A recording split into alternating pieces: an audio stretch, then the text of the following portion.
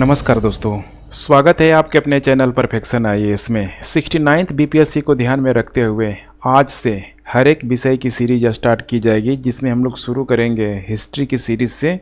और ये series continue रूप से 69th बीपीएससी जब तक कंप्लीट नहीं हो जाती ये चलते रहेगी। इसकी सबसे बड़ी खासियत है कि देखिए, इसमें वैसे प्रश्नों को शामिल किया जा रहा है जिसकी पूरी संभावना है कि आगामी बीपीएससी में पूछा ही जाएगा। इसका मतलब सीधा सा है कि जो मॉडरेट लेवल से थोड़ा जो ऊपर है, हाई लेवल तक, थोड़ा डिफ़िकल्टी लेवल तक के सारे प्रश्नों को शामिल करने का प्रयास किया जा रहा है, जैसे कि पिछला बीपीएससी के पैटर्न पे हम लोगों ने देखा हुआ था। तो कंटिन्यू रूप से आप इसे फॉलो करें, ज़रूर आपको लाभ मिलेगी ही मिलेगी। पहला प्रश्न है, 1905 में भारत सेवक समाज की स्थापना किसने की थी? जवाहरलाल नेहरू, महात्मा गांधी, गुलजारी लाल नंदा, इसके अलावा है गोपाल कृष्ण गोखले। करेक्ट उत्तर हो जाएगा यहाँ पे डी, गोपाल कृष्ण गोखले के द्वारा भारत सेवक समाज the servant of India society का जो गठन किया गया था, इसका पुणे में, जो कि महाराष्ट्र में, पुणे महाराष्ट्र में, टाइमलाइन ध्यान रखिएगा आप लोग, 12 जून 1905 को गोपाल कृष्ण गोखले के द्वारा किया गया था। The servant of India society का उद्देश्य था राष्ट्रीय मिशनरियों को भारत की सेवा के लिए प्रशिक्षित करना और केवल संवैधानिक तरीकों से भारतीय लोगों के सच्चे हितों को बढ़ाना था। तो यहाँ पे संवैधानिक तरीकों से भारतीय लोगों के सच्चे हितों को बढ़ावा देना था और भारत के नागरिकों के लिए स्वैच्छिक सेवा के रास्ते खोजना और विकसित करना था। गोपाल कृष्ण गोखले को उनके राजनीतिक विरोधी देखा जाए तो बाल गंगाधर तिलक ने भारत का हीरा कहा हुआ था। इसे भी ध्यान में लोग जरूर रखेंगे। भारत का हीरा किसे कहा गया था यहाँ पे? तो बाल गंगाधर तिलक को, बाल गंगाधर तिलक को बोला गया था गोपाल कृष्ण गोखले के द्वारा। निम्नलिखित कथनों पर विचार कीजिए। रिंग फेंस की नीति लॉर्ड वेलेजली द्वारा की गई थी। रिंग फेंस की नीति लॉर्ड वेलेजली द्वारा की गई थी। आपको यहाँ पे पता होना चाहिए कि रिंग फेंस की नीति गवर्नर जनरल वारेन हेस्टिंग्स के द्वारा लाई गई थी। वारेन हेस्टिंग्स के द्वारा लाई गई थी, इसीलिए पहला स्टेटमेंट यहाँ पे गलत हो जाएगा। इस नीति का उद्देश्य अधिकतर कंपनी की सीमा की रक्षा करना था। ये बिल्कुल ही यहाँ पे करेक्ट स्टेटमेंट है। वारेन हेस्टिंग्स ने भारत के गवर्नर जनरल के रूप में कार्यभार जब संभाला, तब ब्रिटिश सरकार देखा जाए तो मराठा हो गया, मराठों के साथ साथ मैसूर, इसके अलावा देखा जाए तो हैदराबाद, इन सबके जो सब शक्तिशाली जो संयोजन का जो सामना कर रही थी। अब इसी को ध्यान में रखते हुए इस चीज़ को लाया गया यहाँ पे, जिसका नाम था रिंग फेंस की नीति। इस नीति का उद्देश्य था अधिकतर कंपनी की सीमा की रक्षा के लिए मध्यवर्ती क्षेत्र, अर्थात यहाँ पे बफर जोन को बनाया जाना। और आपको ध्यान होना चाहिए यहाँ पे कि अवध को बफर जोन के रूप में बनाया गया था। इसके लिए कंपनी ने अपने स्वयं के क्षेत्र की सुरक्षा के लिए अपने पड़ोसी की सीमाओं को रक्षा करना प्रारंभ कर दिया था। इसीलिए तीसरा भी स्टेटमेंट यहाँ पे बिल्कुल सही है। तो यहाँ पे देखा जाए तो करेक्ट उत्तर हो तो यहाँ पे हो जाएगा केवल और केवल यहाँ पे 2 और 3। यहाँ पे दिया हुआ है कथन, पंडित रमाबाई ने पुराणों का प्रवचन देते हुए एक स्थान से दूसरे स्थान तक यात्रा की। कथन भी है, 1889 में उन्होंने भारतीय विधवाओं के लिए शारदा सदन स्कूल की स्थापना की। आइए हम लोग यहाँ पे समझने का प्रयास करते हैं। भारत की महिला समाजक सुधारकों में देखा जाए तो सबसे महत्वपूर्ण नामों में से एक है यहाँ पे, जिनका नाम है, ठीक है, पंडित रमाबाई, जो महाराष्ट्र से बिलोंग करती थी। उनके ज्ञान और वाक पटुता इतना ज़बरदस्त था कि सबको यहाँ पे उससे आश्चर्यचकित था। और यही कारण है कि वो देश के अलग अलग क्षेत्रों में भी उनको बुलाया जाता था। जैसे कि अगर एक एग्जाम्पल से मैं समझाऊँ तो कलकत्ता के पंडितों ने भी उन्हें शहर के लोगों को संबोधित करने के लिए आमंत्रित किया हुआ था। लोग तब जाके उनको, ठीक है, पंडिता कहने लगे, जो विद्वान महिलाओं को दी जाने वाली उपाधि थी। आगे चल के देखा जाए तो प्रार्थना समाज के तरफ अट्रैक्ट होती चली गई और उनके द्वारा महाराष्ट्र में ब्रह्म समाज के संदेश को प्रचार भी किया जाने लगा। और इसी दरमियान देखेंगे तो 1889 में उन्होंने भारतीय विधवाओं के लिए शारदा सदन स्कूल की स्थापना की। कुल मिला के देखा जाए तो दोनों ही स्टेटमेंट यहाँ पे करेक्ट होगा, कथन, ठीक है, ए और बी दोनों ही यहाँ पे सत्य होगा। 18वीं शताब्दी के उत्तरार्ध में किसे प्रायः कंपनी बहादुर की शानो शौकत का स्थानीय प्रतिनिधि कहा जाता था? कोतवाल, दरोगा, अमला, जमींदार। इसका करेक्ट उत्तर हो जाएगा यहाँ पे बी, दरोगा। ठीक है, इसी को बोला जाता है दरोगा। अब आपको यहाँ पे मैं समझाने का अगर प्रयास करूँ तो देखिए, जो दरोगा खास कर अगर देखा जाए पुलिस प्रशासन से संबंधित जो भी पहले यहाँ पे अधिकार होते थे ये ज़मींदारों के पास होते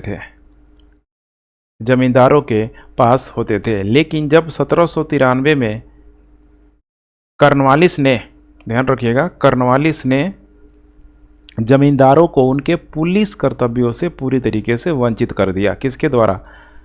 कॉर्नवालिस के द्वारा। जो जमींदार थे इनको यहाँ पे वंचित कर दिया गया और इसके बजाय जिलों को देखा जाए तो 20 से 30 वर्ग किलोमीटर के दायरे में, 20 से 30 वर्ग किलोमीटर नहीं होगा यहाँ पे, वर्ग मील के दायरे में यहाँ पे थाना या पुलिस क्षेत्राधार की इकाइयों में विभाजित कर दिया गया। इस टाइप का, सपोज करिए यहाँ पे पूरा 20 से 30 मील का पूरा वर्ग मील का एरिया है।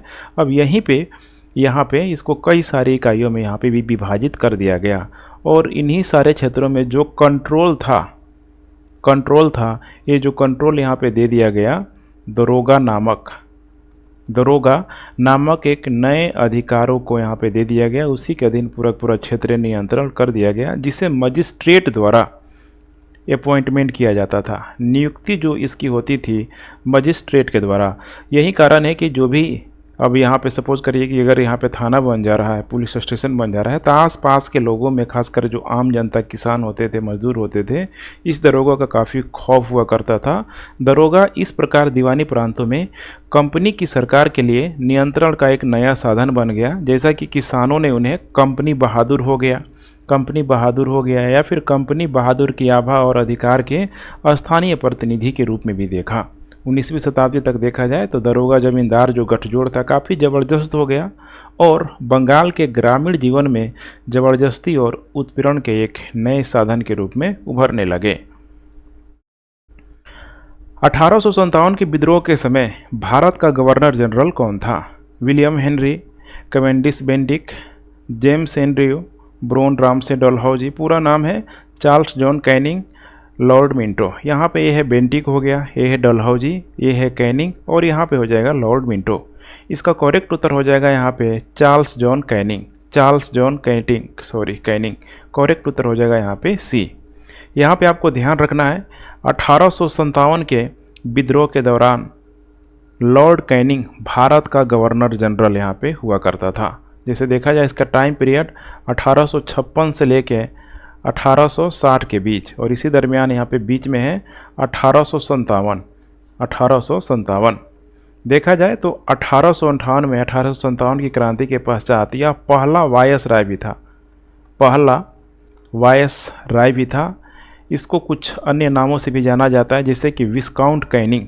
यहाँ पे मेंशन मैं कर देता हूँ, विस्काउंट कैनिंग, ध्यान रखिएगा, विस्काउंट कैनिंग। इसके अलावा क्लेमेंसी कैनिंग के नाम से भी जाना जाता है। इसे क्लेमेंसी कैनिंग के नाम से भी जाना जाता है। इसी के समय यहाँ पे देखा जाए तो जैसे कि कलकत्ता के साथ यहाँ पे हो जाएगा मद्रास, बॉम्बे, इन तीनों ही जगह मॉडर्न यूनिवर्सिटी की स्थापना की गई। मॉडर्न यूनिवर्सिटी अर्थात आधुनिक विश्वविद्यालयों की यहाँ पे स्थापना की गई। इसके प्रशासन के दौरान डॉक्ट्रिन ऑफ लैप्स, यहाँ पे मैं मेंशन कर देता हूँ, डॉक्ट्रिन ऑफ लैप्स को वापस यहाँ पे ले लिया गया। ये बहुत इंपॉर्टेंट है, ध्यान रखिएगा, डॉक्ट्रिन ऑफ लैप्स को वापस ले लिया गया। पोर्टफोलियो प्रणाली की जो शुरुआत हुई थी इसी के समय की गई थी। पोर्टफोलियो प्रणाली की शुरुआत, डायरेक्ट प्रश्न बनते हैं। निम्नलिखित युग्मों पर विचार कीजिए। चंद्रशेखर आजाद है, भारतीय रॉबिनहुड, रानी लक्ष्मी, मनु, राजा भोज विद्वान राजा, टंड्या भील, क्विक सिल्वर। अब यहाँ पे जो उपाधि जो दिया गया था यही यहाँ पे आपको बताना है। जैसे कि चंद्रशेखर आज़ाद की बात करें तो इनको भारतीय रॉबिनहुड यहाँ पे नहीं कहा जाता था। चंद्रशेखर आज़ाद उनकी सतर्कता और बेचैन रवैये के लिए देखा जाए तो उनके गुरु राम प्रसाद बिस्मिल, बहुत फेमस नाम है इनके गुरु राम प्रसाद बिस्मिल, राम प्रसाद बिस्मिल के द्वारा उन्हें प्यार से क्विक सिल्वर बोला गया, क्विक सिल्वर बोला गया। तो पहला स्टेटमेंट यहाँ पे गलत हो जाएगा। दूसरा है यहाँ पे रानी लक्ष्मी को मनु के नाम से जाना जाता था, बिल्कुल सही है। देखा जाए तो लक्ष्मीबाई के बचपन का नाम मणिकर्णिका था, उन्हें प्यार से मनु कहकर संबोधित किया जाता था, दूसरा सही है। तीसरा है यहाँ पे राजा भोज विद्वान राजा, राजा भोज विद्वान राजा, ये बिल्कुल करेक्ट है। यहाँ पे राजा भोज का अगर संबंध देखा जाए तो परमार वंश से होगा, परमार वंश से। वे कला साहित्य हो गया और विज्ञान के समर्थक थे, उन्हें विद्वान के द्वारा यहाँ पे राजा के रूप में जाना जाता था, तीसरा भी सही है। चौथा है यहाँ पे टंट्या भील क्विक सिल्वर। अब यही ध्यान रखिएगा, चौथा स्टेटमेंट बिल्कुल गलत है। टंट्या भील को क्विक सिल्वर के नाम से नहीं जाना जाता था, बल्कि टंट्या भील, ठीक है, इनका जो असली नाम टंड्रा भील भी जाना जाता है, टंड्रा भील इनका असली नाम था। वह एक प्रसिद्ध देखा जाए तो सेनानी थे जिनकी बहादुरी ने उन्हें अंग्रेजों द्वारा इंडिया का रॉबिन हुड उपनाम दिया गया, रॉबिन हुड उपनाम दिया गया। इसीलिए यहाँ पे चौथा स्टेटमेंट भी गलत हो जाएगा। तो करेक्ट उत्तर हो जाएगा 2 और 3, 2 और 3। यहाँ पे आप लोग देख पा रहे हैं, सॉरी, करेक्ट उत्तर हो जाएगा यहाँ पे रानी लक्ष्मी 2 और 3। यहाँ पे पूछ रहा है, देखिए मैं गलत कर रहा हूँ कि कौन सा सही सुमेलित नहीं है। तो सही सुमेलित 1 नहीं है और 4 नहीं है। एग्जाम में आपको ऐसी चीज़ों को ध्यान में रखना होगा कि यहाँ पे सबसे इम्पोर्टेंट हो जाता है जब भी आप टिक लगाएं तो यहाँ पे ज़रूर देखिए पूछ रहा है कि कौन सुमेलित है या फिर कौन सुमेलित नहीं है। नेक्स्ट, 1857 के विद्रोह के बाद, 1857 के विद्रोह के बाद के संबंध में निम्नलिखित में से कौन सा कथन असत्य है। उन्होंने वफादार भूमि धारकों के लिए पुरस्कारों की घोषणा की। यहाँ पे ध्यान रखिएगा, पूछ रहा है कि कौन सा सत्य है।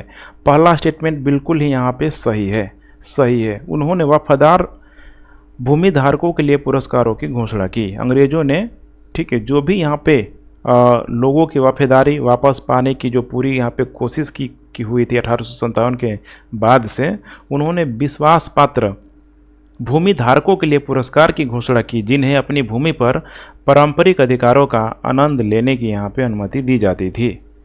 अंग्रेजों ने लोगों की वफादारी पाने की पूरी कोशिश की, बिल्कुल यहाँ पे ये भी सही है। विद्रोहियों से कहा गया कि यदि वे आत्मसमर्पण कर देंगे और किसी गोरे को नहीं मारेंगे तो वे सुरक्षित रहेंगे, बिल्कुल ये भी स्टेटमेंट सही है। जिन लोगों ने विद्रोह किया उनसे कहा गया कि यदि वे अंग्रेजों के अधीन हो गए और उन्हें किसी गोरे लोगों को नहीं मारा है तो वे सुरक्षित रहेंगे और उनके अधिकारों और भूमि के दावों से इनकार यहाँ पे नहीं किया जाएगा। अब चौथा स्टेटमेंट आप लोग ध्यान से पढ़ने की कोशिश कीजिए। 3 तो यहाँ पे सही और पूछ रहा सत्य कौन है, तो करेक्ट उत्तर तो डी ही होगा, बिल्कुल क्लियर है। यहाँ पे हिंदुओं की भूमि और संपत्ति को बड़े पैमाने पर जब्त कर लिया गया, उनके साथ संदेह और शत्रुता का व्यवहार किया गया। ये बिल्कुल ठीक है, ध्यान रखिएगा, असत्य स्टेटमेंट है। चूँकि आपको यहाँ पे ध्यान रखना होगा कि 1857 की क्रांति में जो मुस्लिमों ने अपना जो एक तरीके से देखा जाए तो प्राइमरी जो शत्रु था मुसलमानों को माना हुआ था, मुसलमानों को माना हुआ था हर जगह, ठीक है। मुसलमानों के द्वारा देखा जाए तो अंग्रेज़ों का यहाँ पे विरोध किया ही किया गया था।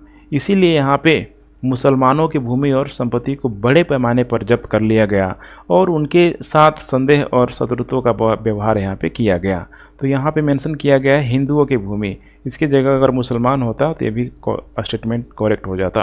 तो कुल मिला के यहाँ पे देखा जाए तो करेक्ट उत्तर यहाँ पे हो जाएगा डी। आगे चल के अब इसी चीज़ को अंग्रेज़ों ने समझा और धीरे धीरे फिर हिंदू और मुस्लिमों को वे लोग लड़ाने लगे। डिवाइड एंड कन्कर, फुट डालो और राज करो की नीति जिसका कि प्रत्यक्ष जो उदाहरण अगर देखा जाए तो मुस्लिम लोग हो गया, पृथक निर्वाचन प्रणाली हो गया 1909 का यहाँ पे, ठीक है, मार्ले मिंटो सुधार 1919 का, मोंटेस्क्यू चेम्सफोर्ड सुधार। तो इन सारी चीज़ों को आपको बिल्कुल कंसेप्चुअल वे में ध्यान रख के चलना है। भारतीय राष्ट्रीय कांग्रेस का निम्नलिखित में से किस संगठन में विलय हो गया? Young Bengal movement, Bombay presidency association, East India association, भारतीय संघ।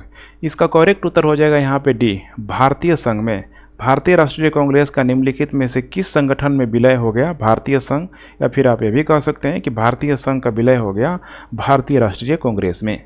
भारतीय संघ की यहाँ पे बात किया जाए, भारतीय संघ एक राष्ट्रवादी राजनीतिक संगठन था जिसने भारतीय स्थानीय स्वशासन का समर्थन किया हुआ था, स्वशासन का समर्थन किया हुआ था। इसकी स्थापना देखा जाए, स्थापना 1876 में, बहुत इंपॉर्टेंट है, 1876 में भारतीय संघ की स्थापना की गई थी। इसमें दो लोगों को नाम आपको ध्यान में रख के चलना है। पहला तो है यहाँ पे सुरेंद्रनाथ बनर्जी और दूसरा है यहाँ पे आनंद मोहन बोस, आनंद मोहन बोस के द्वारा यहाँ पे की गई थी।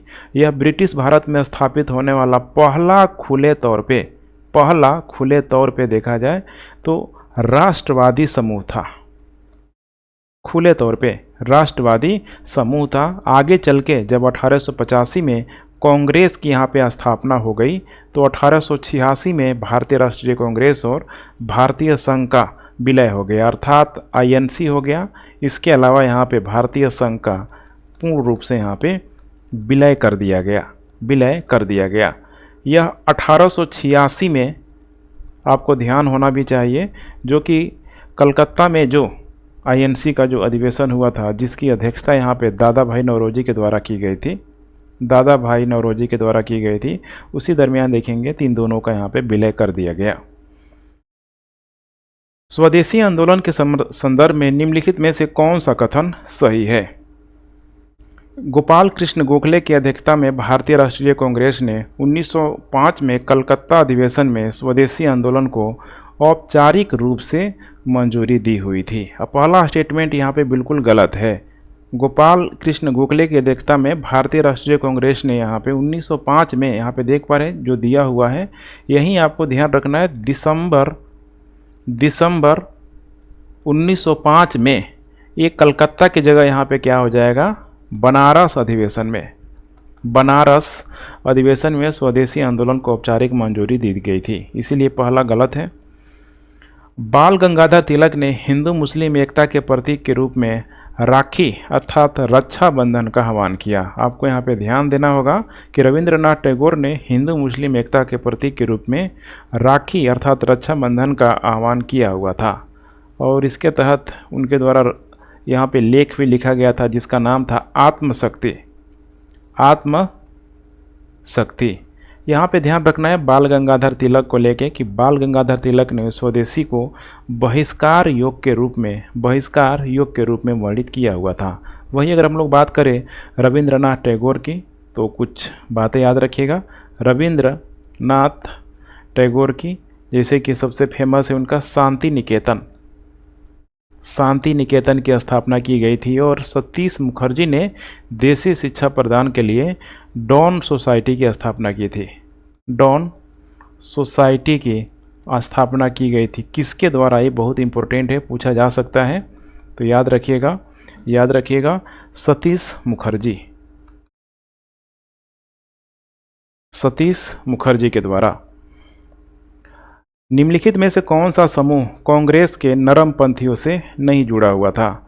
Servant of India society, Deccan education society, Bharatiya Samaj अर्थात इंडियन सोसाइटी, सार्वजनिक सभा।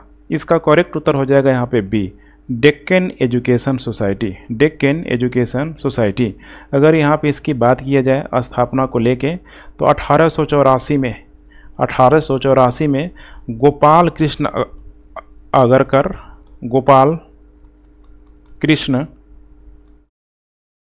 अगरकर और इसके अलावा लोकमान्य तिलक के द्वारा स्थापना किया गया था।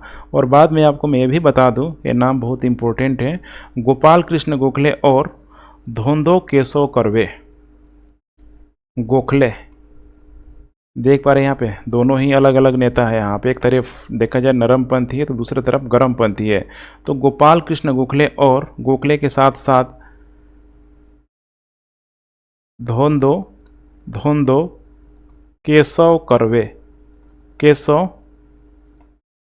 कर्वे जो कि इनको भारत रत्न से भी यहाँ पे सम्मानित किया गया था, जैसे युग की महान हस्तियों द्वारा यहाँ पे बनाया गया था डेक्कन एजुकेशन सोसाइटी को। बाल गंगाधर तिलक देखा जाए तो चरमपंथी नेताओं में से एक है, जिसे आपको पता भी होना चाहिए। बाल गंगाधर तिलक द्वारा स्थापित एक ऐसा संगठन है डेक्कन एजुकेशन सोसाइटी, जो महाराष्ट्र में देखा जाए पुणे में खासकर तो लगभग आपको 43 शिक्षा प्रतिष्ठानें चलाता है। दोनों नेताओं ने पूना सार्वजनिक सभा के नियंत्रण के लिए भी संघर्ष किया और 1896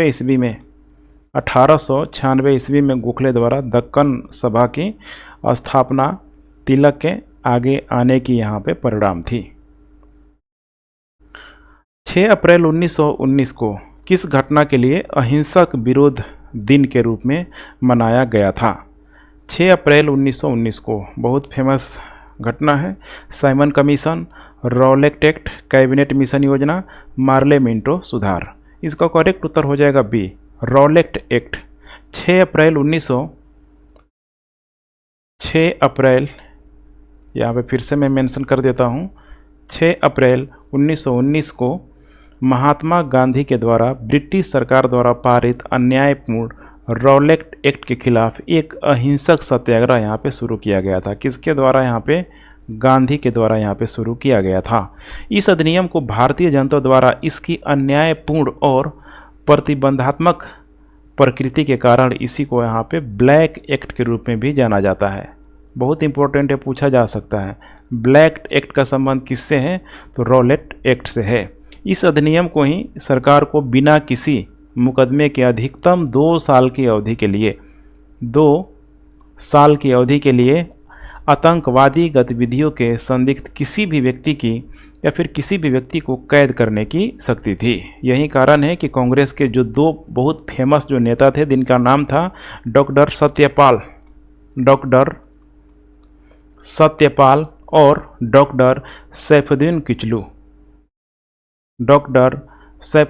किचलू को यहाँ पे गिरफ्तार कर लिया गया था। इन दोनों का नाम बार बार यहाँ पे पूछा जाता है। जालियांवाला बाग हत्याकांड देखा जाए तो 13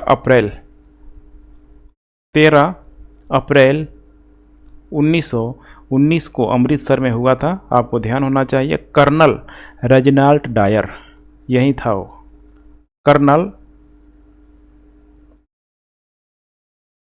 रेजिनाल्ड डायर अपने सैनिकों के साथ वहां पहुंचा और बिना किसी चेतावनी के निहत्थे भीड़ पर इसने गोलियां भी चलवाई थी। मार्च 1922 में रॉलेट एक्ट और 22 अन्य अभियानों को सरकार द्वारा निरस्त कर दिया गया था। मार्च 1922 में, ये बहुत इंपॉर्टेंट है, पूछा जा सकता है। 1909 के भारत सरकार अधिनियम के संबंध में निम्नलिखित में से कौन सा कथन सही है? इस अधिनियम को मॉन्टेग्यू चेम्सफोर्ड सुधार के नाम से भी जाना जाता है। अब यहाँ पे देखिए 1909 दिया हुआ है और इसे बोल रहा है मॉन्टेग्यू चेम्सफोर्ड सुधार। ये तो बिल्कुल ही यहाँ पे गलत हो जाएगा, क्योंकि 1909 का जो है इसे बोला जाता है मार्ले मिंटो सुधार। मार्ले मिंटो सुधार। इसमें मैं आपको बता दूं, जहाँ देखा जाए लॉर्ड मार्ले भारत के राज्य सचिव था और मिंटो भारत का वायसराय था। तो एक तरफ हो जाएगा यहाँ पे भारत सचिव और मिंटो हो जाएगा यहाँ पे भारत का वायसराय। इसने सिखों और ईसाइयों के लिए एक अलग निर्वाचक मंडल की शुरुआत की हुई थी। किसके लिए? सिखों और ईसाइयों के लिए, ध्यान रखिएगा, ठीक है। तो यहाँ पे सिखों और ईसाइयों के लिए किया गया था, लेकिन ये पूर्णतः सही नहीं है, क्योंकि इसमें सबसे जो इम्पोर्टेंट इसका जो पार्ट हुआ करता था मुसलमानों के लिए भी इसमें शामिल किया गया था पृथक निर्वाचक मंडल, इसीलिए दूसरा भी यहाँ पे गलत हो जाएगा। तीसरा है यहाँ पे पहली बार इस अधिनियम में वायसराय और गवर्नरों की कार्यकारी परिषद के साथ भारतीयों के जुड़ाव का प्रावधान किया गया था। सी स्टेटमेंट बिल्कुल यहाँ पे करेक्ट है। इसने वायसराय और गवर्नरों की कार्यकारी परिषदों के साथ भारत के लिए पहली बार यहाँ पे प्रदान किया गया, और इसमें इनका नाम जरूर याद रखिएगा, सत्येंद्र प्रसाद सिन्हा वायसराय की कार्यकारी परिषद में शामिल होने वाले पहले भारतीय बने और इन्हें कानून सदस्य के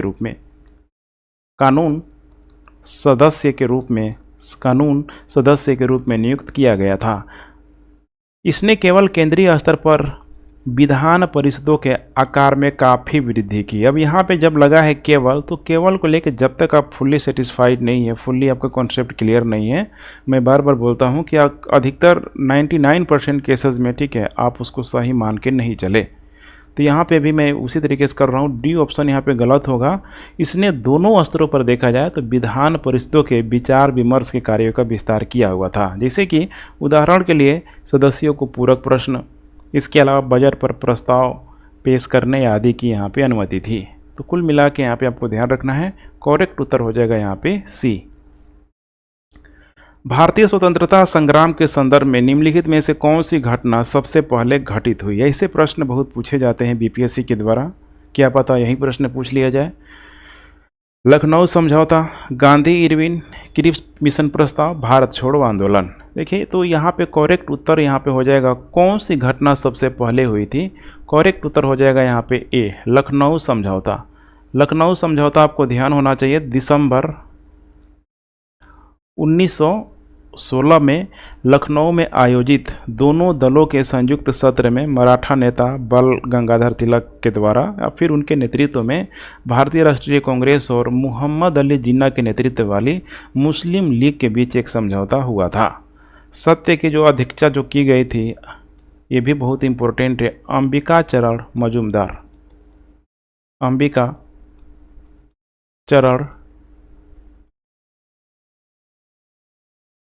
मजूमदार के द्वारा यहाँ पे की गई थी। लखनऊ अधिवेशन में महात्मा गांधी को चंपारण के किसानों की समस्याओं से अवगत भी कराया गया था। इसके बाद देखा जाए गांधी इरविन समझौता, इसे भी आप लोग देख लीजिए, 5 मार्च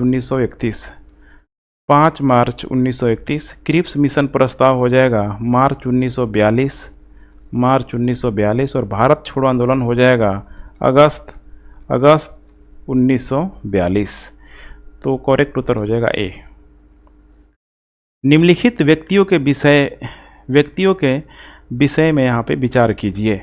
एनी बेसेंट, लोकमान्य तिलक, जवाहरलाल नेहरू, मोहम्मद अली जिन्ना। उपयुक्त में से होम रूल आंदोलन में किसने भाग लिया हुआ था? तो देखिए, यहाँ पे होम रूल आंदोलन में भाग लेने वाले सारे के सारे थे। इसका मतलब करेक्ट उत्तर हो जाएगा यहाँ पे डी। 1, 2, 3 व 4 सब के सब यहाँ पे है।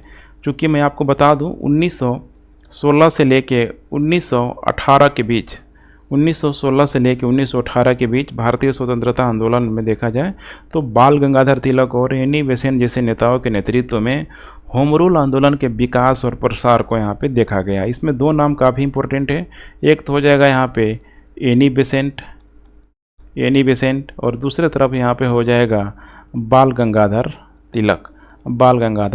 इसका उद्देश्य देखिए यही था कि कनाडा और ऑस्ट्रेलिया जैसे देशों के तर्ज पर ब्रिटिश साम्राज्य के तहत भारत के लिए होम रूल या डोमिनियन का दर्जा प्राप्त करना था। यहाँ पे एग्जाम्पल पूछा जा सकता है, तो इसमें 2 देश यहाँ पे शामिल होंगे, कनाडा, दूसरा है यहाँ पे ऑस्ट्रेलिया। इसमें देखा जाए तो जो भी इम्पोर्टेंट जो नेता थे, जिसे 4 तो यहाँ पे हैं, एनी बेसेंट, लोकमान्य तिलक, जवाहरलाल नेहरू, मोहम्मद अली जिन्ना। इसके अलावा और भी नाम है जैसे कि सी आर दास, मदन मोहन मालवीय, तेज बहादुर सप्रू, लाला लाजपत राय। ऐसे यहाँ पे कम से कम आपको 7-8 नाम ध्यान में रख के चलना पड़ेगा। सारे के सारे इम्पोर्टेंट जो भी यहाँ पे स्वतंत्रता सेनानी हैं, किसी का भी नाम पूछा जा सकता है। निम्नलिखित क्रांतिकारियों में से कौन मास्टर दा के नाम से प्रसिद्ध थे? अशफाक उल्लाह खान, बटुकेश्वर दत्त, राम प्रसाद बिस्मिल, सूर्य सेन। इसका करेक्ट उत्तर हो जाएगा यहाँ पे डी, सूर्य सेन को ही यहाँ पे मास्टर दा के नाम से जाना जाता था। सूर्य सेन की बात करें तो 1930 का आप वो जो दौर था आप भूल नहीं सकते हैं। चटगांव शस्त्रागार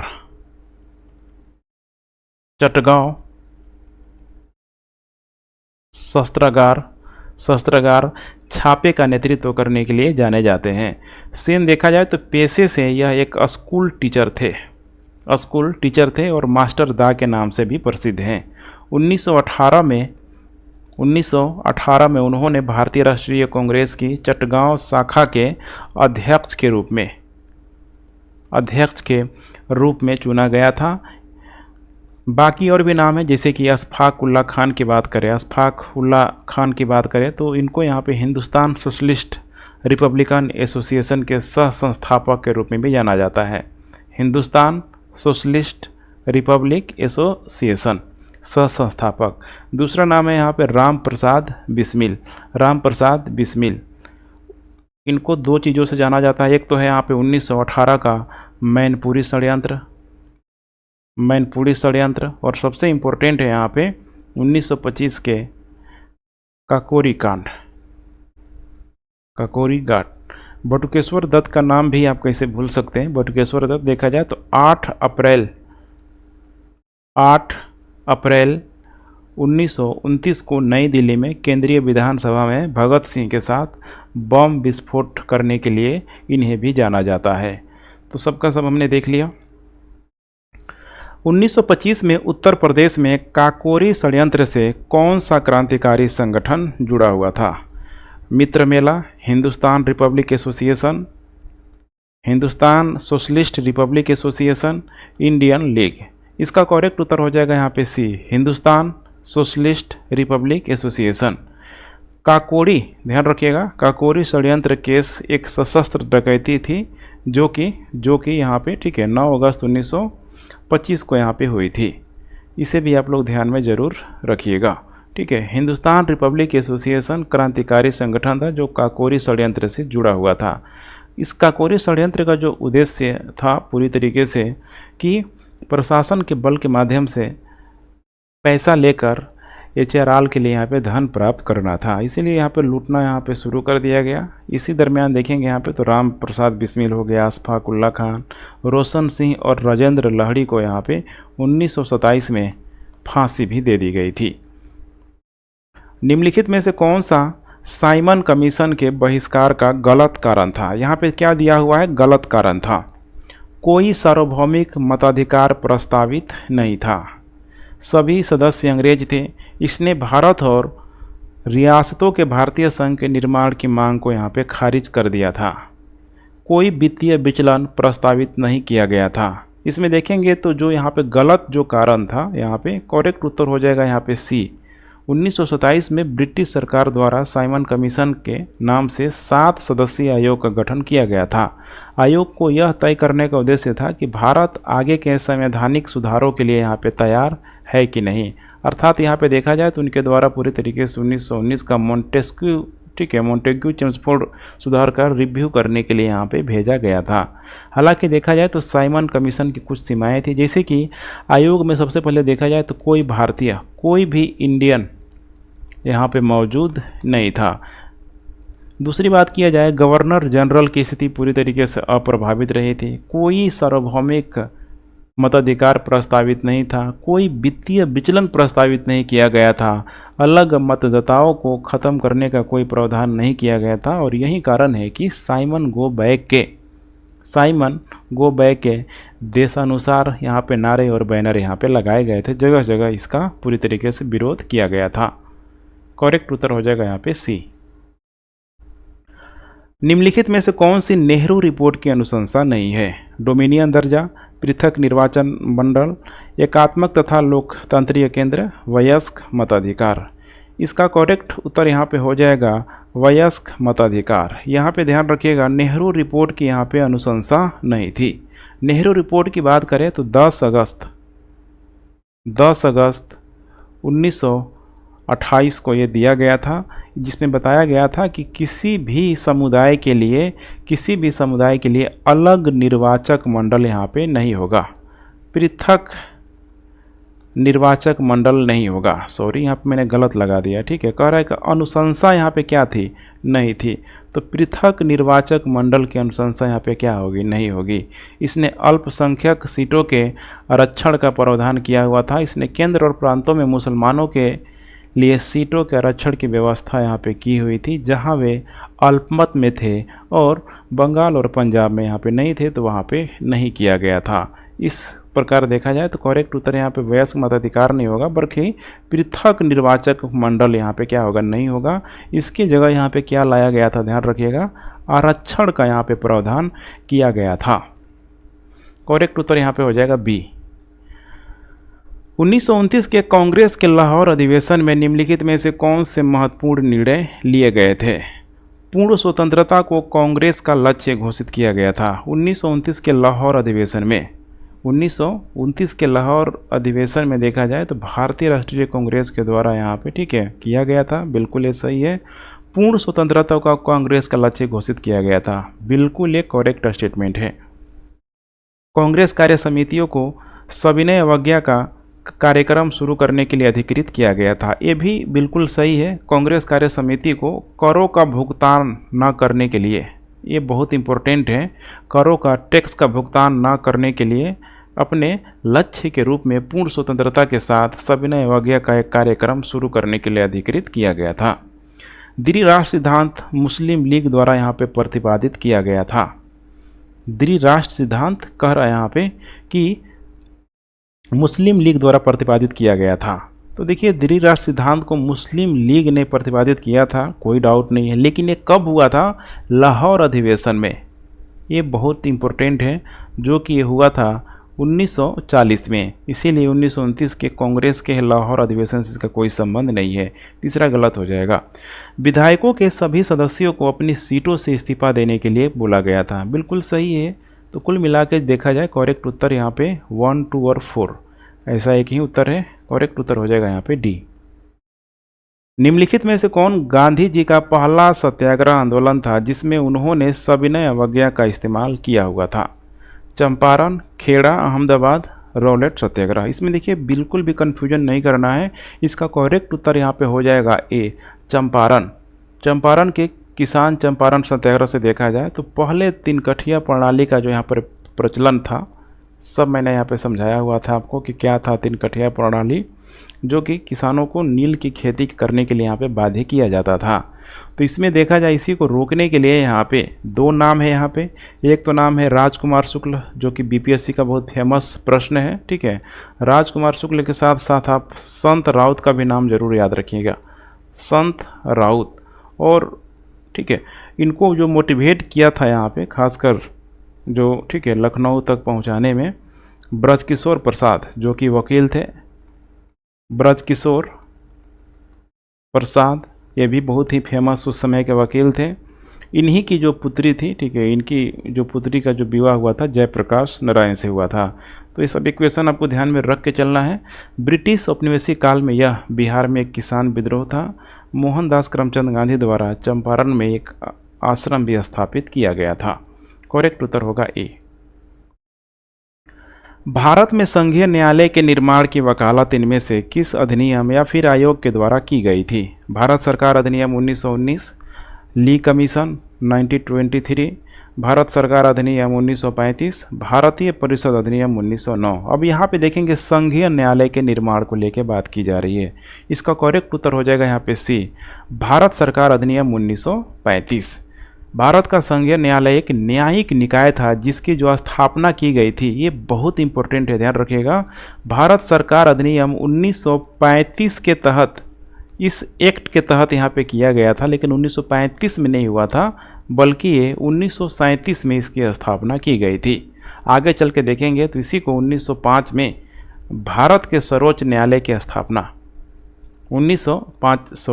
5 नहीं होगा यहाँ पे 50 होगा। 1950 में भारत के सर्वोच्च न्यायालय की स्थापना होने तक इसने कार्य किया। हालांकि संघीय न्यायालय की सीट देखे जाए तो ठीक है दिल्ली में थी, और आगे चल के इसका स्थानांतरण भी किया गया। लिनलिथगो ने अगस्त 1940 की घोषणा की जिसने निम्न प्रस्ताव दिए हुए थे, बहुत ध्यान से पढ़ना है आपको। भारत के उद्देश्य के रूप में प्रभुत्व की स्थिति, भारत के उद्देश्य के रूप में प्रभुत्व की स्थिति। अब यहाँ पे थोड़ा हम लोग देखने का प्रयास करते हैं अगस्त प्रस्ताव 1940 के, ठीक है, उस समय यहाँ पे क्या चल रहा था। तो देखिए हिटलर को आपको भूलना नहीं है। हिटलर ने जो उस समय पहल किया हुआ था सबसे पहले, खासकर युद्ध को लेके, उसको तो बिल्कुल आपको भूलना नहीं है। हिटलर की उन्नति देखा जाए, ठीक है, और बेल्जियम, हॉलैंड और फ्रांस के पतन ने इंग्लैंड को एक सुलह की मनोदशा में पूरी तरीके से डाल दिया था। युद्ध के प्रयासों में देखा जाए तो भारतीय सहयोग प्राप्त करने के लिए वायसराय जो उस समय लिनलिथगो ने यही था, यहाँ पे भारतीयों को लोक लुभावन वादे देना शुरू कर दिया। और 1940 का जो अगस्त प्रस्ताव था, इसे एक अच्छा एग्जाम्पल के रूप में समझ सकते हैं। लिनलिथगो ने भारत को जिम्मेदार सरकार देने का प्रस्ताव रखा था। अधिक से अधिक भारतीयों को शामिल करने के लिए कार्यकारी परिषद का यहाँ पे विस्तार करने पे भी बल दिया हुआ था। हालांकि कांग्रेस ने इस प्रस्ताव को पूरी तरीके से खारिज कर दिया था और पूर्ण स्वतंत्रता का यहाँ पे दावा किया था। तो भारत के उद्देश्य के रूप में प्रभुत्व की स्थिति बिल्कुल सही है। युद्ध के बाद एक संविधान सभा की स्थापना, ये भी बिल्कुल यहाँ पे सही है। वायसराय के कार्यकारी परिषद का विस्तार, ये भी बिल्कुल सही है। करेक्ट उत्तर देखा जाए यहाँ पे तो तीनों का तीनों यहाँ पे करेक्ट स्टेटमेंट है। निम्नलिखित कथनों पर विचार कीजिए। व्यक्तिगत सत्याग्रह के माध्यम से गांधी ब्रिटिश प्रचार की भारत अपनी इच्छा से दूसरे विश्व युद्ध का समर्थन कर रहा है, इसका मुकाबला करना चाहते थे। व्यक्तिगत सत्याग्रह अगस्त प्रस्ताव का परिणाम था। अब देखिए, इस प्रश्न को आप जब तक कॉन्सेप्चुअल वे में नहीं आएंगे, अगर आप गांधी की मनोदशा को उस समय आप नहीं समझ पाएंगे, तो प्रश्न आप जनरली आप गलत करके आएंगे। 90% स्टूडेंट में दावे के साथ कह सकता हूँ कि गलत करके आएंगे। इसका मैं करेक्ट उत्तर में बता दूं, ये जो स्टेटमेंट है दोनों का दोनों यहाँ पे करेक्ट है, सी है। यहाँ पे अगर हम लोग गांधी की बात करें तो देखिए, गांधी ने अहिंसा पे सबसे अधिक बल दिया हुआ था, चाहे वो दुश्मन के साथ हो, दोस्त के साथ हो, लेकिन कोई भी गतिविधियाँ अगर हिंसा के माध्यम से उसके साथ हो रही है तो गांधी की नज़र में गलत था, वो चाहे भले ही अंग्रेज ही क्यों ना थे। अब अंग्रेज़ों के साथ चूँकि यहाँ पे जो हिटलर के द्वारा जो उस समय व्यवहार किया जा रहा था, बिल्कुल ही हिंसा के माध्यम से किया जा रहा था, इसीलिए इसको आपको अहिंसा के माध्यम से समझने का प्रयास करना है। अहिंसा को व्यक्तिगत सत्याग्रह के केंद्र बिंदु के रूप में स्थापित किया हुआ था। यह सत्याग्रहियों का सावधानीपूर्वक चयन करके यहाँ पे किया गया था, जैसे आपको याद भी होगा विनोबा भावे वगैरह, ठीक है, जिनको यहाँ पे सत्याग्रही के रूप में गांधी के द्वारा चुना गया था। गांधी ऐसा क्यों कर रहे थे उस समय सेकेंड वर्ल्ड वार के दरमियान? तो देखिए, गांधी जी का बिल्कुल ही स्पष्ट कह सकते हैं स्पष्ट जो मैसेज था कि ब्रिटेन युद्ध में जिस लोकतंत्र और स्वतंत्रता के लिए यहाँ पे लड़ रहा था, वह भारत सहित सभी पर समान रूप से यहाँ पे क्या होगा, लागू होना चाहिए। अर्थात भारत भी उसके साथ क्या कर रहा, लड़ रहा है। जैसे ब्रिटेन पूरी तरीके से हिटलर से परेशान था, वैसे ही भारत में भी देखा जाए तो भारत के लोग भी अंग्रेज़ों से पूरी तरीके से परेशान थे। तो गांधी जी इस तरीके से उसको देखते थे। गांधी देखा जाए तो ब्रिटिश प्रचार का भी मुकाबला करना चाहते थे कि भारत अपनी मर्जी से दूसरे विश्व युद्ध का समर्थन कर रहा था। अब यहाँ पे चूँकि वायसराय के द्वारा जो भारत को या फिर बिना भारतीयों की अनुमति के बिना यहाँ पे झोंक दिया गया था कि जो भारत द्वितीय विश्व युद्ध में पार्टिसिपेट कर रहा है लेकिन ब्रिटेन की तरफ से, तो इसमें गांधी ने इसका पूरी तरीके से पुष्टि किया हुआ था, ठीक है, कि हम इसका विरोध कर रहे हैं लेकिन ब्रिटेन के फेवर में आके हम विरोध नहीं कर रहे हैं, बल्कि हम विरोध इसीलिए कर रहे हैं क्योंकि इसमें हिंसा क्या हो रही है, बहुत अधिक हो रही है। अभिव्यक्ति की स्वतंत्रता के अधिकार की पुष्टि के लिए महात्मा गांधी ने व्यक्तिगत सत्याग्रह की शुरुआत की। यह अगस्त प्रस्ताव का पूरी तरीके से परिणाम था। इसका उद्देश्य देखा जाए तो स्पष्ट रूप से भारत के लिए स्वतंत्रता की मांग करना नहीं था, बल्कि युद्ध में, अब इस चीज़ को समझना है, बल्कि युद्ध में फांसीवादी ताकतों के प्रति भारत के विरोध को व्यक्त करना और प्रत्येक भारत के अभिव्यक्तियों की स्वतंत्रता के अधिकार पर जोर देना था। अब यही कारण है, आपको सुभाष चंद्र बोस के माध्यम से समझना है, ठीक है, कि सुभाष चंद्र बोस चाहते थे कि विदेशी ताकतों का सहयोग लेते हुए भारत को आज़ाद कराया जाए। गांधी समझते थे कि इसमें बहुत क्या होगी, यहाँ पे हिंसा होगी, और हिंसा के बिल्कुल ही गांधी खिलाफ थे। इसीलिए करेक्ट उत्तर यहाँ पे हो जाएगा दोनों का दोनों। निम्नलिखित घटनाओं में से सही कालानुक्रम क्रम यहाँ पे कौन सा होगा? ये भी बहुत इंपॉर्टेंट प्रश्न है, थोड़ा देखने का आप लोग प्रयास कीजिए। पूना संधि है, शिमला सम्मेलन है, अगस्त प्रस्ताव है, क्रिप्स मिशन है। अगर यहाँ पे हम लोग बात करें पूना संधि सितंबर 1932 में, पूना संधि सितंबर 1932 में हुआ था। वैसे ही यहाँ पे देखा जाए नेक्स्ट, ठीक है, और अगस्त प्रस्ताव तो 1940 में, क्रिप्स मिशन की अगर हम लोग बात करें हो जाएगा 1942 में। और फिर यहाँ पे जिसे हम लोग वेवेल योजना के माध्यम से, ठीक है, शिमला सम्मेलन के रूप में जानते हैं, 1945 में हुआ था। तो इस प्रकार से देखा जाए तो करेक्ट उत्तर हो जाएगा यहाँ पे सी। पूना संधि को आपको ये ध्यान रखना है, गांधी और अंबेडकर के बीच एक समझौता था, लेकिन मदन मोहन मालवीय ने गांधी की ओर से समझौते पर हस्ताक्षर किया था। बहुत इंपॉर्टेंट, मदन मोहन मालवीय ने गांधी की तरफ से उस पूना पैक्ट पर साइन किया हुआ था। करेक्ट उत्तर हो जाएगा सी। निम्नलिखित घटनाओं पर विचार कीजिए, उन्हें कालानुक्रमिक क्रम में व्यवस्थित कीजिए। देसाई लियाकत संधि, राजगोपालाचारी सूत्र, वेवेल योजना। अगर हम लोग बात करें देसाई लियाकत संधि की, तो यहाँ पे ध्यान रखिएगा यह 1944 में आई हुई थी। ये संधियाँ बहुत कम ही लोगों को पता होगा, जिसमें निम्नलिखित प्रावधान थे। इसमें बताया गया था कि केंद्रीय विधानमंडल में कांग्रेस और मुस्लिम लीग द्वारा नामित व्यक्तियों की जो संख्या यहाँ पे क्या होगी, समान होगी। ठीक है, कांग्रेस और मुस्लिम लीग दोनों तरफ से जो भी यहाँ पे सदस्य होंगे, दोनों की संख्या यहाँ पे समान होगी। और इसमें 20% सीटें अल्पसंख्यकों के लिए रिजर्व की जाएगी। दूसरा है यहाँ पे राजगोपालाचारी सूत्र, CR फॉर्मूला था, राजगोपालाचारी सूत्र के नाम से भी इसे जाना जाता है। यह भी 1944 में ही आया था, 1944 में आया था, जिसमें स्वतंत्रता के बाद मुस्लिम क्षेत्रों में जनमत संग्रह आयोजित करने का प्रस्ताव दिया गया था। जनमत संग्रह, इसका यहाँ पे प्रस्ताव दिया गया था, जिसको मोहम्मद अली जिन्ना ने सिरे से इनकार कर दिया था। अब उसके बाद है यहाँ पे तीसरा है यहाँ पे वेवेल योजना, जो कि लगभग लास्ट में आई थी कैबिनेट मिशन के पहले। 1945 में शिमला सम्मेलन में वेवेल योजना प्रस्तुत की गई थी। यह योजना सांप्रदायिक आधार पर अलग प्रतिनिधित्व देने के लिए बनाई गई थी, लेकिन इसे कांग्रेस और मुस्लिम लीग दोनों ने यहाँ पे खारिज कर दिया था। इस प्रकार देखा जाए तो करेक्ट उत्तर हो जाएगा सी। ध्यान रखिएगा, करेक्ट उत्तर हो जाएगा यहाँ पे सी। ठीक है, सबसे पहले है यहाँ पे राजगोपालाचारी फार्मूला, ठीक है, उसके बाद हो जाएगा देसाई लियाकत संधि, फिर यहाँ पे हो जाएगा वेवेल योजना। करेक्ट उत्तर हो जाएगा यहाँ पे सी।